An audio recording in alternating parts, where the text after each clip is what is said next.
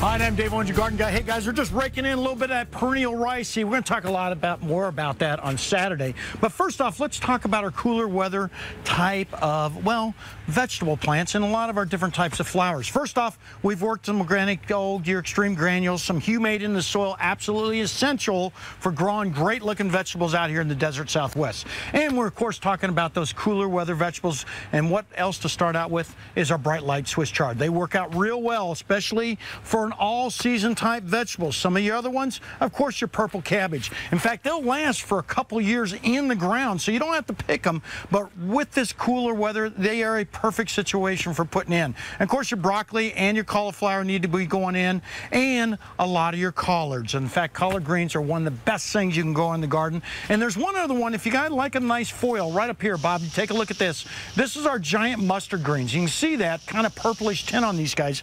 These guys will get up to 2 foot tall, so the backside of the garden is the ideal situation for growing these. Now, when you're growing these, you want to make sure you've got a lot of nitrogen source in the soil. We talked about the extreme granules, a little bit of blood meal goes a long ways, and of course that humate. It's very important that you get this in there.